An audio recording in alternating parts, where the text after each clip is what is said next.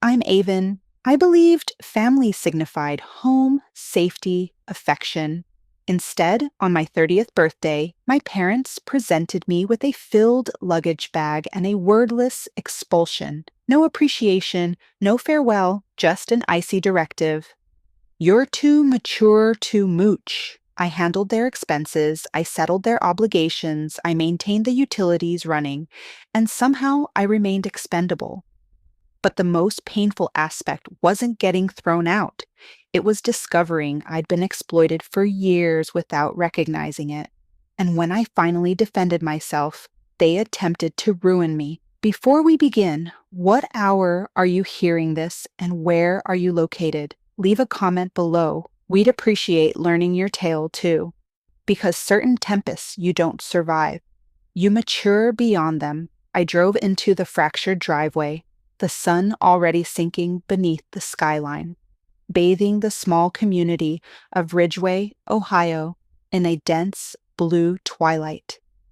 The atmosphere held that early autumn sharpness where the coldness creeps beneath your jacket collar and forces you to curl inward. I stretched across the passenger seat for the tiny cake container, the sole item I'd purchased for myself today. $20 vanilla frosting, happy birthday, scrawled crookedly in crimson icing because I hadn't wanted to correct the exhausted teenager behind the register. As I entered inside, the house felt wrong. It wasn't that I anticipated a surprise celebration or even a half-hearted greeting card. I discovered years earlier that my parents, Cullen and Vera, had long abandoned the notion of commemorating anything for me, but still, there existed a type of antiseptic quietness in the atmosphere tonight, denser than normal. The kitchen illumination hummed overhead, bathing everything in that pale, merciless radiance. Supper was already placed on the table: meatloaf, canned green beans, and boxed mashed potatoes. I hadn't even removed my jacket before Cullen shouted from his position at the table's head, "You're delayed." I placed the cake down quietly on the counter, the bag rustling louder than I meant. Worked late, had to complete some paperwork. My voice was monotone, controlled, no apology. Vera said nothing, just fidgeted with her fork, never glancing up. Cullen grunted, pouring himself another measure of whiskey into his chip tumbler. I hung my jacket on the hook and sat down, sensing the tension spread across the room. Dinner commenced, knives scraping against dishes, the chime of glasses, the occasional forced cough.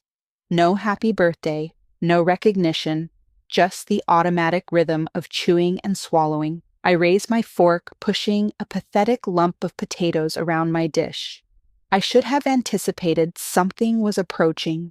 Cullen wasn't the sort to simmer silently for extended periods. Halfway through his meal, he slammed his fork down forcefully enough that Vera startled in her chair. The noise shot directly up my spine. He leaned backward, glaring at me like he was observing something putrid. "You're too mature to be mooching." His voice was frigid, practiced. "It's time you departed." For a moment, the words hung in the air, surreal.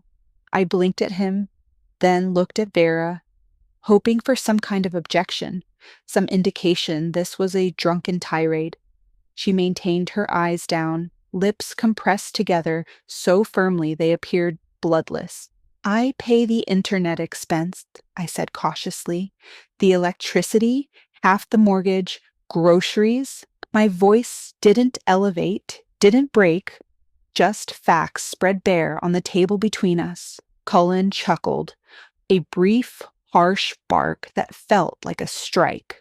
"Paying a few expenses doesn't purchase you a lifetime residence, Princess." Princess, the pet name he used to call me when I was small, climbing into his lap with scraped knees and crooked pigtails. Now it was distorted, weaponized. I swallowed back whatever fractured in my chest. This wasn't a spontaneous outburst. It was planned, predetermined. They'd waited for today, of all days, to deliver the blow. My birthday wasn't a celebration. It was a deadline. I pushed my dish away. The meatloaf, the cake in the bag, the heaviness in the room. It all settled in my stomach like a stone.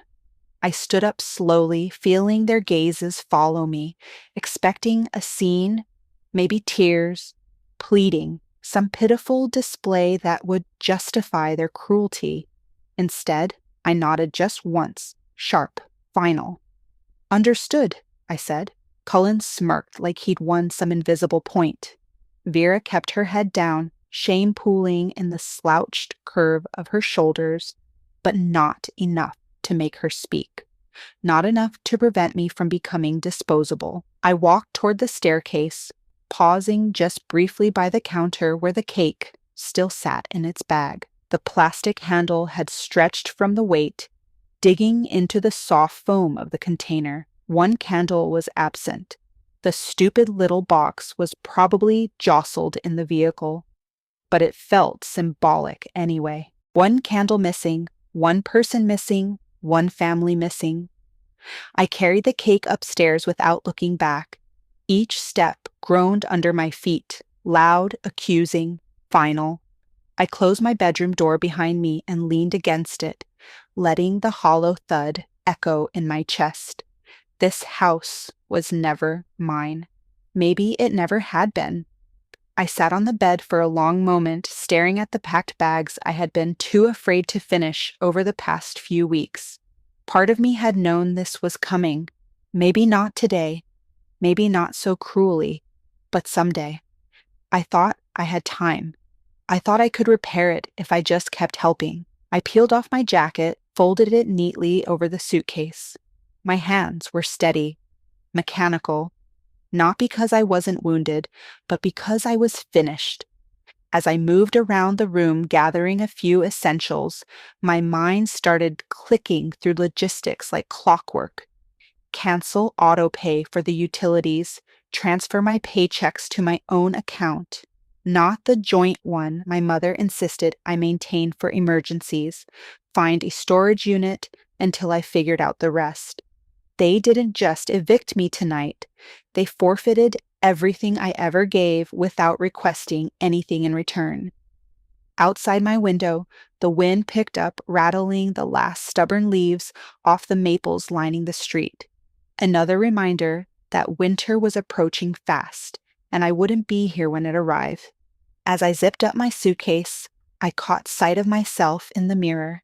Same brown hair pulled into a loose bun, same weary green eyes, but something was different. A line had been crossed, a line I couldn't uncross even if I wanted to. I walked back to the bed, sitting down heavily. The cake sat on my nightstand now, looking absurdly small. I hadn't even thought to buy candles. Not that anyone would have been here to sing. The smell of cheap frosting filled the room, nauseatingly sweet. I stared at the container, the lonely smear of icing visible through the plastic window. Then, without thinking, I pushed it off the nightstand.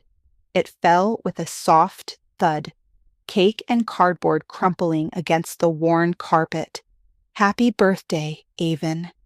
I sat on the edge of my bed, the silence in my room pressing against me like a second skin. My suitcase was half packed, gaping open as if mocking my indecision. Outside, the wind whispered against the old windows, rattling loose panes that no one had ever bothered to repair. The whole house seemed to sigh under its own neglect, and I suddenly saw it for what it truly was.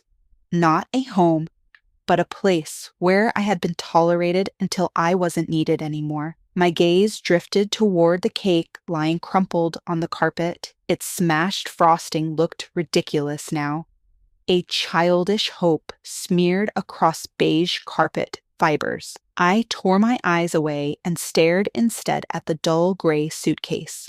The worn handle slick from years of use. It wasn't just clothes that weighed down its contents. It was years of covering for their failures, patching their broken pieces while mine were left to decay. Memories surged forward like a bitter tide. I remembered the time Cullen cracked a molar during one of his benders. He couldn't afford the surgery, not with the late mortgage notices piling up on the kitchen counter. So I dipped into my savings, the fund I had quietly built for my own place, and paid for it in cash. No thank you, no acknowledgement, just a grunt when he got back from the dentist, drooling and cursing the whole way inside. Or the winter Vera's tires, baldly worn, skidded off the road. She called me in a panic, stranded outside town. I skipped work, bought her a whole new set, and even paid for the tow. She patted my hand once, saying, "You're a good girl," before handing me the repair bill she expected me to cover too. When the roof started leaking last spring, it was me up on the ladder, hammering shingles in the pouring rain.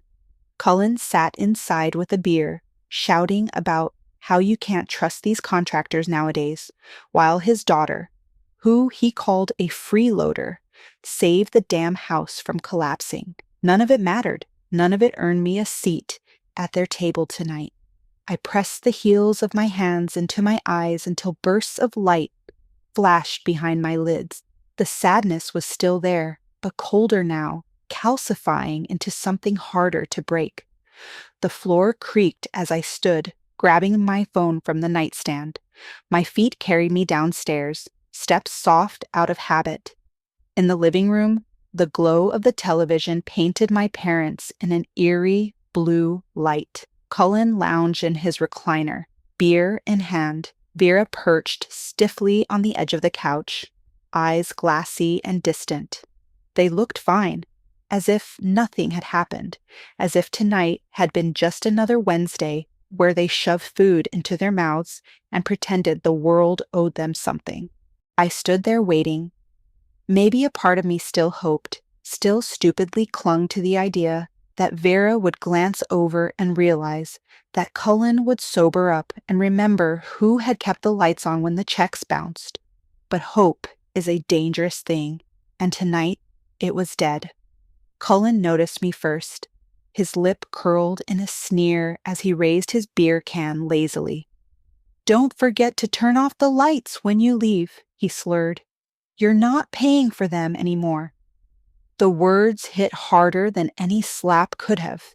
They weren't just kicking me out. They were erasing every sacrifice, every unspoken debt. I didn't respond. I didn't shout or weep or plead. Instead, I allowed the silence to consume the final fragment of me that had ever required their acceptance. I turned and ascended the stairs, each step slower than the previous one, the burden in my chest heavier than any luggage. When I reached my room, I closed the door gently, pressing my palm against the wood as if sealing off the portion of me that had once believed blood meant fidelity. For a long minute, I just stood there, inhaling the musty scent of old carpeting and stale recollections. Then, with a steady hand, I pulled my laptop from beneath the bed and placed it on the nightstand. If they believed they could discard me and continue living off the fragments I left behind, they were about to discover otherwise. I flipped the laptop open. The screen bathed the room in a soft, sterile radiance. My fingers moved swiftly, instinctively. Years of bill payments and online transfers had made the motions second nature. One by one, I pulled up the accounts. Electric, water, gas, all in my name. I hovered over the cancel button on the utilities portal, my finger trembling just once before pressing down firmly. The electric bill, gone. The water bill, gone. The gas bill, gone. Each click felt like severing an invisible cord that had kept me tethered here, in a house where love was measured in convenience and betrayal was wrapped in silence. Next came the bank account, the one my mother insisted we keep joint for emergencies. I moved my remaining funds into a private account I had established months ago, back when a tiny voice inside me warned that this day would arrive. Transfer complete. The cable and internet accounts were next, services they used daily, mindlessly, never realizing it was my name on the bills, my paychecks funding their binge watching, marathons, and endless scrolling. Cancel, cancel, cancel. Each click was a small reclamation of power they thought I didn't possess. I paused briefly over the auto insurance. Cullen's truck, Vera's battered Camry, both covered under my plan to save them a few $100s monthly. I could almost hear Vera's voice from last year, sweet and sticky, saying, "You're so good with money, honey. It just makes sense." Sure it did. For them, I clicked remove vehicle on each one, heart hammering in my chest, not with fear, but with a grim kind of satisfaction. When the last account was severed, I closed the laptop with a soft snap. The silence in the room felt different now, lighter, sharper. This wasn't about revenge. It wasn't even about anger anymore. It was about balance. They wanted me gone? Fine. But they would finally feel what it meant to lose the daughter who had held their fragile little world together with invisible thread. Downstairs, the TV kept blaring, a sitcom laugh track echoing up the staircase. I wondered how long it would take before the lights flickered out, before the heater sputtered its last gasp, before reality crept into their little bubble of self-righteousness. I wasn't sticking around to find out. Tomorrow I would be gone, but tonight I started pulling the first bricks from the foundation they had so carelessly built on my back. The glow of the laptop screen dimmed slightly as I leaned back, my fingers poised above the keyboard. It was nearly midnight, and the house had fallen into a deceptively peaceful silence. Below my window, the oak trees rustled quietly in the late autumn wind, carrying with it the brittle scent of dried leaves and the first whispers of the coming winter. For a moment, I sat still, feeling the ache seep into my bones. I wasn't just tired from the physical weight of the day. I was exhausted from years of carrying responsibilities that were never acknowledged. But exhaustion was a luxury I couldn't afford tonight. I cracked my knuckles softly, exhaled, and focused. First up was the electricity bill. I had been the primary account holder ever since Dad forgot to pay one winter, and we went 2 days without heat. My password slipped easily into the login screen. Within seconds, I navigated to the payment section. Heart steady, mind sharper than it had been in years. Remove payment method. Confirmation flashed across the screen. I clicked submit without hesitation. Next was the water bill. Same story. I canceled the autopay, deleting my debit information with a grim sort of satisfaction. I wasn't just leaving. I was extracting myself surgically, methodically, from every vein that kept this household alive. Netflix was next.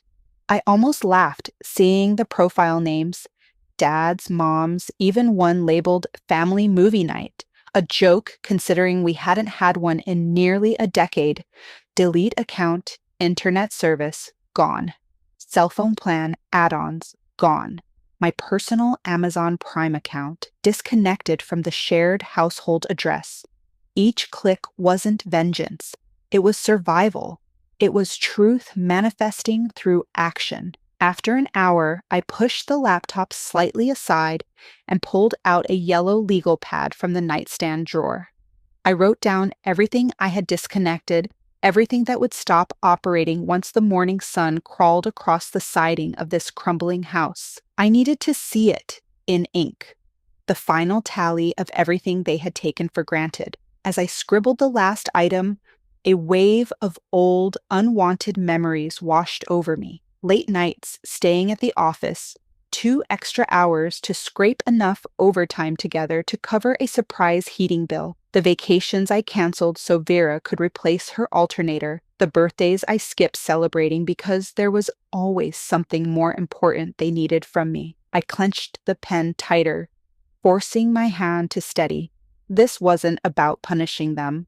It was about refusing to be their safety net any longer. Scrolling through my bank app, I found the emergency savings account I had set up years ago. Back then, I naively thought it was wise, something to ensure our family never had to experience another winter without heat or another summer without electricity. The account had my name listed first, but I'd made it accessible to them too, because, because family.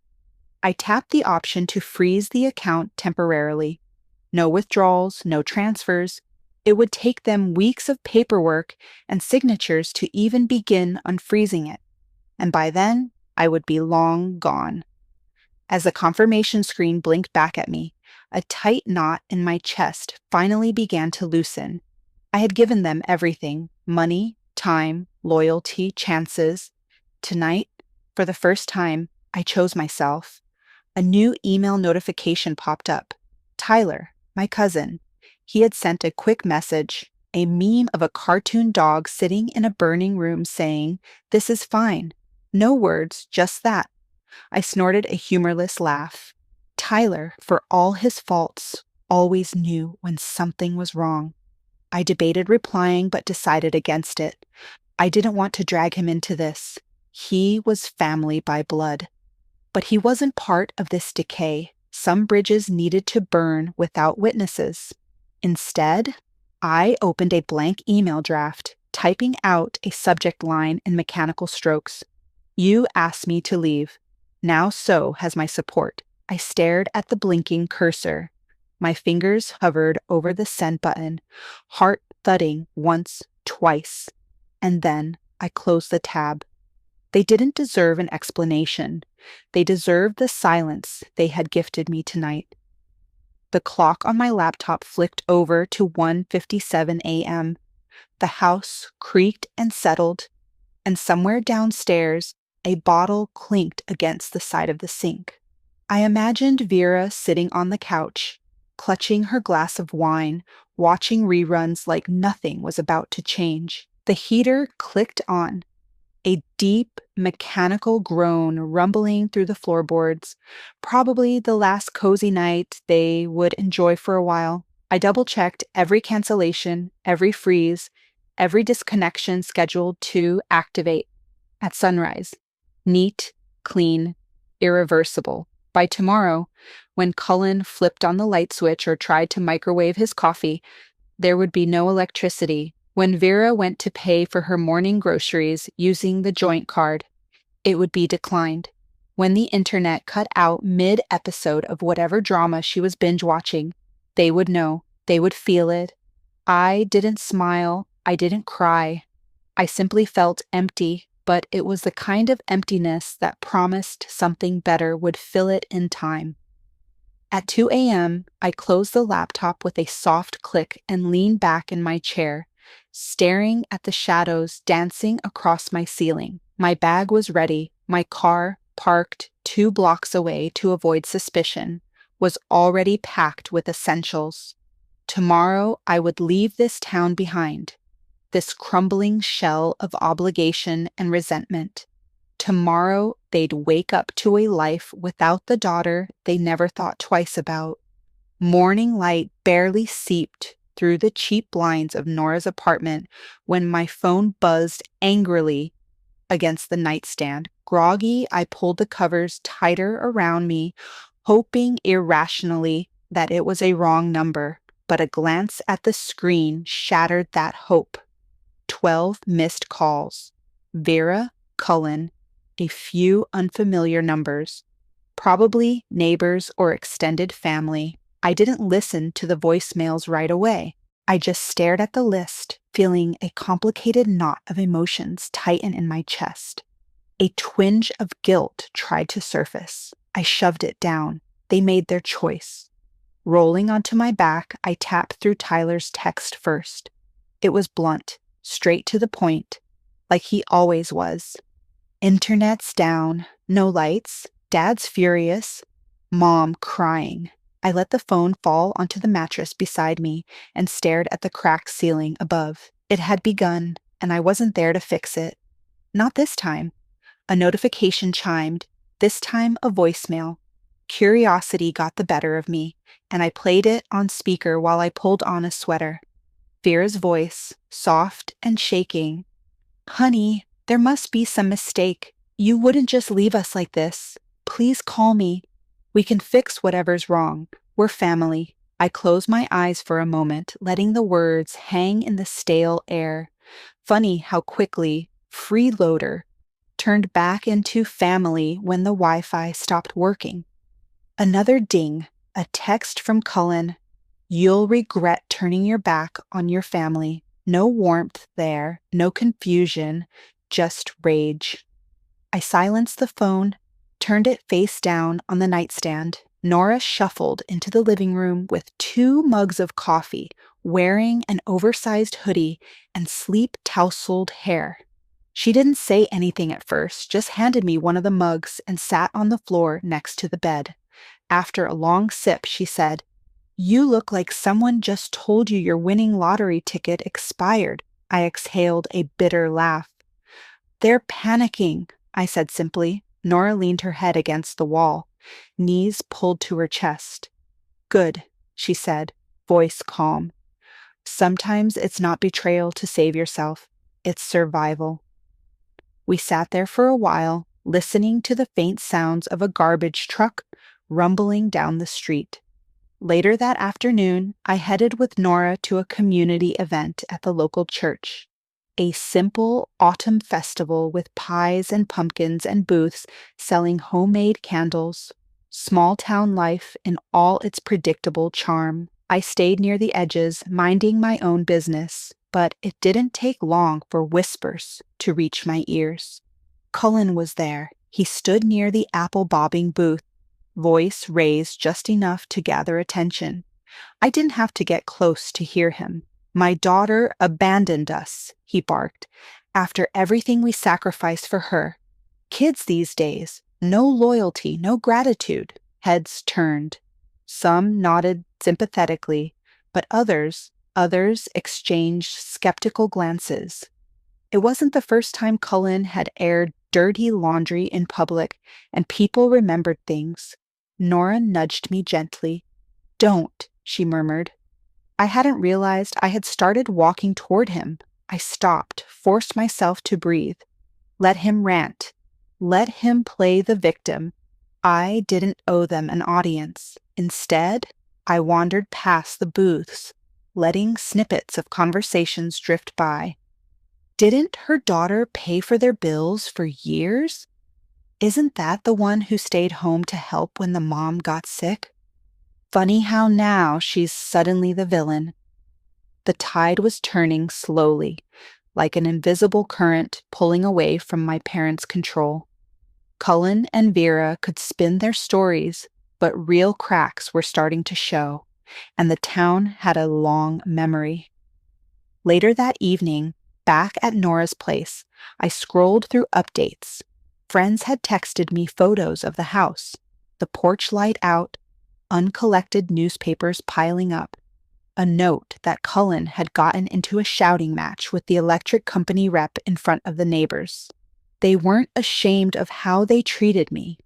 They were only ashamed they couldn't hide it anymore. As the sun set over the familiar rooftops, casting long purple shadows across the empty streets, I stood by Nora's window and watched the town settle into the night. Somewhere not far from here, the house that once drained every ounce of my patience and love flickered into darkness. This time, I didn't rush back to save it. The house slipped into darkness, and so did a part of me. Yet, as the night stretched into morning, the world outside kept moving. People went to work, dogs barked at the mailman, kids laughed at the school bus stop. Life didn't pause just because mine had been cracked open. 3 days passed in a blur of trying to build a new normal. I buried myself in tasks, organizing the documents scattered on Nora's kitchen table, scrubbing down the bathroom we shared, tweaking my resume for the 100th time. Anything to stay busy, anything to keep from thinking about them. But the mind is a stubborn thing. It was mid-morning when my phone buzzed again. that familiar vibration that sent my heart skittering against my ribs. I almost didn't check it. Almost. The text was from Vera. "After everything we did for you, this is how you repay us? Dad's health is failing. He hasn't eaten in 2 days." I stood in the center of the small living room, the phone heavy in my hand, my stomach twisting into hard knots.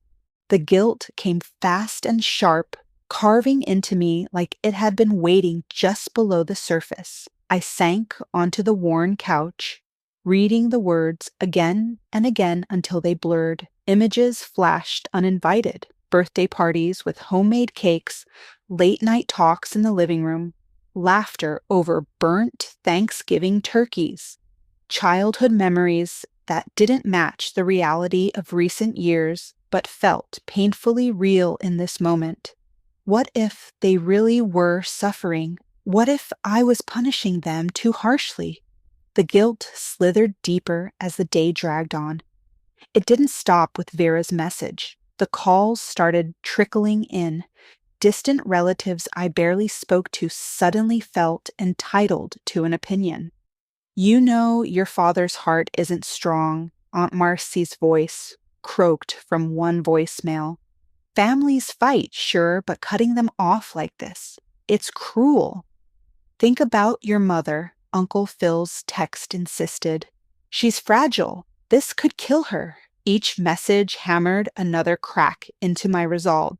Maybe I was heartless. Maybe I was the villain in this story.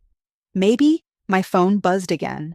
A text from Tyler, short and brutal. "Dad told Mom to fake chest pains next if guilt tripping you doesn't work." I stared at the screen, the weight of that simple sentence knocking the air out of my lungs. So that was the plan. Not mending, not understanding, not accountability. Just another con. They didn't miss me. They missed what I could do for them. Numb, I tossed the phone onto the coffee table and curled into myself on the couch. The sun shifted across the floor, tracing slow golden fingers across Nora's secondhand rug. As the hours slipped by, I let the weight of everything press down, not resisting it this time. The years of bending over backward, the quiet sacrifices, the endless giving, hoping it would be enough to earn a seat at a table that was never truly mine. It wasn't sadness anymore. It was something colder, sharper. I didn't move until Nora came home from her shift at the clinic, her sneakers squeaking slightly on the hardwood. "You okay?" she asked, dropping her bag by the door. I nodded once, slowly, because I finally was. After she disappeared into the kitchen, I reached for my phone. I scrolled through my contacts one by one. Cullen, Vera, Aunt Marcy, Uncle Phil, every cousin and distant relation who had called to scold, but never once called to ask how I was holding up. One by one, I hit delete. I didn't rush. I didn't cry. I simply erased. When I was done, I opened my settings and blocked every number tied to that house, that life, that false sense of belonging. It wasn't an act of anger. It was an act of mercy for myself. I placed the phone face down on the table and sat back, breathing deeply for what felt like the first time in years. Tomorrow would come, and with it, new battles. I wasn't naive enough to think cutting them off would end the war, but tonight I had won a small one. When I put the phone down, after blocking every number tied to them, I expected chaos to fall away from my life like a heavy coat shrugged from my shoulders. Instead, there was only an eerie quiet, as if the world itself were holding its breath. The first few days slipped by uneventfully. I filled my time helping Nora reorganize her apartment, applying for positions in nearby towns, even cooking dinner for us. Small acts of reclaiming normalcy. I thought maybe, just maybe, I had outrun the wreckage they'd tried to leave in my heart. Then it started. It was a Thursday morning. Just as the fall chill began creeping through the windows, I was sipping weak coffee from one of Nora's chipped mugs when my phone buzzed across the table. At first, I thought it was another job rejection. Instead, it was a message from Carrie, an old coworker. "Hey, you seen what your dad posted?" Curious, I tapped the link. There it was, splattered across the local town's Facebook group like a festering wound. Cullen's words burned into my screen. Some daughters are raised to be grateful, some turn into snakes. After everything we sacrificed, our daughter left us sick, starving, abandoned. Pray for us. The post already had over 100 comments. Some offered prayers. Others, people I barely knew, hurled judgment like stones. "Ungrateful brat," one read. "Parents give you life and you spit on them," another sneered. For a second, my hand shook so hard I almost dropped the phone. Nora glanced over from the kitchen counter, her brows pulling together. Bad? I could only nod, pressing the phone screen to my chest like it might stop the ache rising in me. By noon, the wildfire had spread. Screenshots flooded my inbox from friends who still cared enough to send warnings. Neighbors, distant cousins, even former teachers commenting on how they'd always suspected something was wrong with that girl. Nora sat down across from me, fierce calm in her voice. "They're writing your story for you. Are you really going to let them?" I stared at her, the words sinking in deeper than I cared to admit. "Number not this time." I powered off my phone and turned to the drawer where I had been keeping the folder. My insurance, my truth. Inside was a carefully kept record. Years of receipts, screenshots, emails, bank statements. Proof of the thousands of dollars I'd funneled into that house, into those people, without ever once demanding gratitude. Electric bills in my name, mortgage payments from my account, repairs funded by my overtime shifts. They had forgotten the cost because they had never paid it. But I hadn't. I spent the next few hours scanning documents, organizing files. Every receipt was a memory, and every memory was a blade cutting away whatever pity I might have felt. By evening, I had built an arsenal, a neat, unassailable fortress of evidence. Nora peeked into the room, her voice low. "You going to post it?" I looked up from the laptop, shaking my head. "Not yet," I said. "Let them talk a little more. Let them show everyone who they really are." Because I knew something Cullen and Vera hadn't counted on. I wasn't rushing into battle with blind anger. I wasn't swinging wildly like a wounded animal. I was patient now, strategic. The small town we lived in thrived on gossip, but it also crumbled fast when truth surfaced. All I had to do was wait for the right crack in their facade, the moment when their lies grew too bloated to hold themselves up. And when that moment came, I wouldn't have to say much, just the truth. That night, as Nora and I ate leftover spaghetti on the couch, she raised her fork toward me like a toast. "To survival," she said. I smiled faintly, lifting my own fork. "To never apologizing for saving yourself." Later, lying awake in the quiet of the spare bedroom, I replayed Cullen's words in my head. Some daughters are raised to be grateful. He was right in a way. I had been grateful even when they starved me emotionally, drained me financially, erased me as a person, but not anymore. By the time I drifted off to sleep, I wasn't just surviving their lies anymore. I was about to bury them with the truth they thought I'd never dare say. The decision had been made. There was no turning back. I sat at the small dining table in Nora's apartment, laptop open, heart hammering in my chest, but hands steady. The air smelled of leftover coffee and rain from the night before.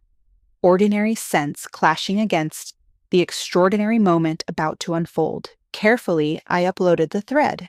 It wasn't angry, it wasn't emotional, it was clinical.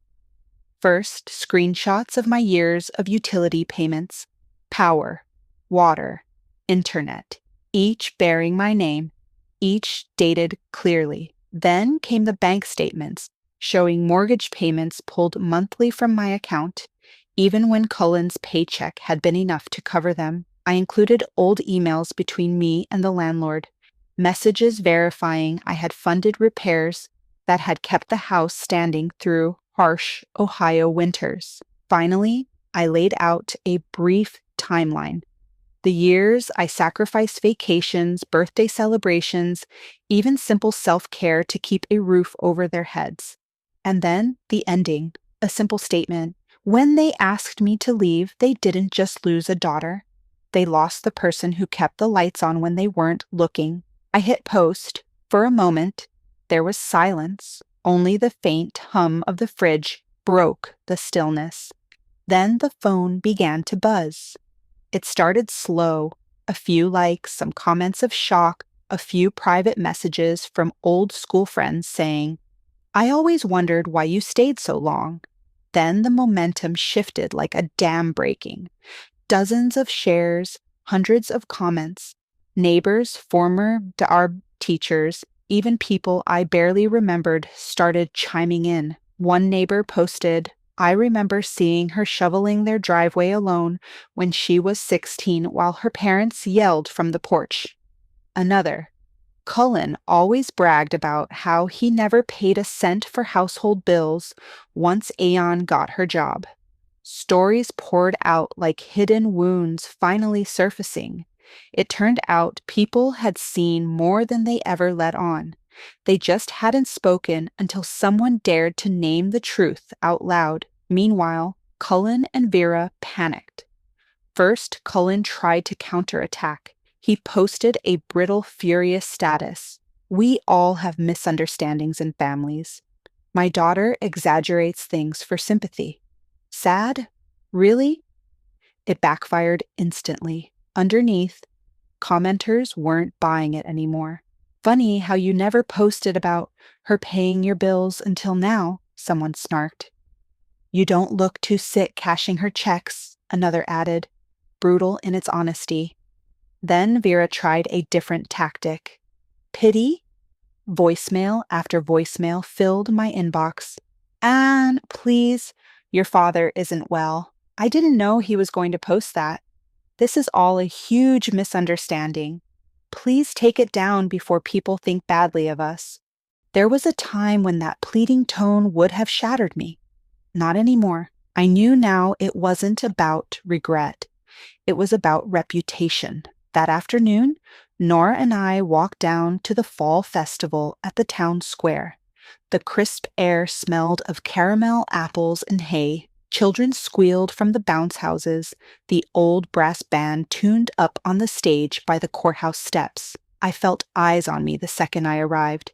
It wasn't hostility anymore. It was something softer, sadder, a kind of collective realization. I passed by Mrs. Langford, my old elementary teacher.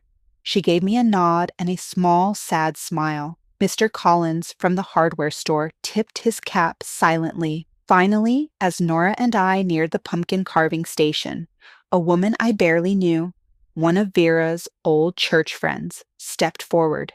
Her hand was gentle as she touched my shoulder. "You deserved better, sweetheart," she said quietly. "We all knew. We were just too afraid to say it." Tears stung the back of my eyes, but I blinked them away.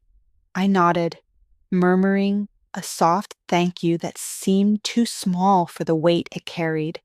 Standing there in the heart of the community where I had once been invisible, I realized something with a clarity so sharp it almost hurt. The shame was never mine. It had been theirs all along. As the afternoon faded into evening, the square lit up with strings of fairy lights and the smell of roasted corn filled the air. Children laughed, music played, and for once, I didn't feel like an outsider lurking at the edges. I belonged to myself now. Later that night, as fireworks exploded over the courthouse lawn in bursts of red and gold, I stood still, head tilted back, watching the sky tear itself open in color. A soft voice whispered inside me, "Sometimes the brightest displays come only after the darkest storms." And this time, I wasn't running from the wreckage. I was rising from it. The smell of burnt leaves drifted through the air as I leaned against the frame of Nora's apartment window, watching the small town settle into another cool autumn evening. Life outside looked untouched, unaware that mine was teetering on the edge of yet another battlefront. 2 days had passed since I posted the truth. I had almost let myself believe it was over, that maybe, just maybe, silence would be the final word between us. Then came the knock. It wasn't frantic or violent, just a polite, almost embarrassed rap against the door. I glanced at Nora, who peered over her coffee mug, brow furrowed. Crossing the small living room, I opened the door to find a uniformed officer standing there, holding a large manila envelope. "Miss Ann Marin?" he asked, voice neutral. "Yes," I answered, a knot already forming in my stomach. He handed over the envelope. "You've been served. Civil suit. Any questions? The contacts are listed inside." I thanked him mechanically, closed the door with a soft click, and stared down at the envelope like it might bite. I didn't have to open it to know who it was from. Sitting down at the kitchen table, I slid my finger under the flap and unfolded the papers inside. Cullen had filed a lawsuit against me. The charges were laughable if they hadn't been so cruel. Theft, emotional elder abuse, financial abandonment. It was a tantrum dressed up in legalese. Nora read over my shoulder, muttering, "Unbelievable. They're trying to destroy you because you walked away." For a brief moment, that old familiar guilt flared hot and sharp like a reopened wound. The same voice that had haunted me since childhood whispered, "Maybe you're making too much of this. Maybe you should have just stayed quiet." But that voice had lost its power. Instead of spiraling, I inhaled slowly, feeling the solid ground of truth beneath my feet. "Not this time," I said aloud, standing up. "I'm done apologizing for saving myself." By noon, I was on the phone with a legal aid office in Columbus. I explained everything methodically, calmly, forwarded them the proof I had already compiled, every payment, every receipt, every documented act of support. They listened, asked careful questions, then assured me they would help draft a countersuit if needed. "You have a strong case," the paralegal said, "and honestly, it sounds like you should be the one suing for exploitation."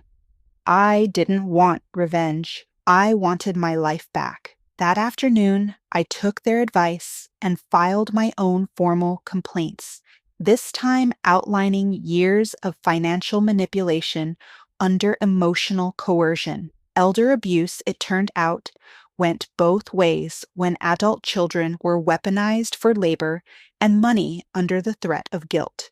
The backlash was swift. Vera called first, her voice trembling with manufactured grief. "Anne, please, you're tearing this family apart. We only wanted what was best for you. You're overreacting. You know your father's not well." I didn't respond. Inside, a short note in careful handwriting. "You were never the problem. Some people just fear the ones they can't control. I never found out who sent it. I didn't need to, because I already knew the truth. The final truth. Family isn't something you earn by sacrifice. It's something you're given freely, or not at all. And in their absence, I was building something they could never take from me. Peace, self-respect, a life stitched together not from obligation, but from choice." As I sat by my window that night, city lights glowing softly below, I smiled to myself and whispered the words I had waited my whole life to believe: I am enough. Sometimes walking away from the people who raised you is the only way to become the person you were meant to be. Blood may tie us together, but respect, trust, and kindness are what make a true family. Have you ever faced a moment where choosing yourself meant losing everything you thought you needed? I'd love to hear your story in the comments. If you found a piece of yourself in this story, don't forget to subscribe for more powerful journeys like this, because here, every story matters. Stay strong, stay true. Family drama doesn't define you. How you rise from it does.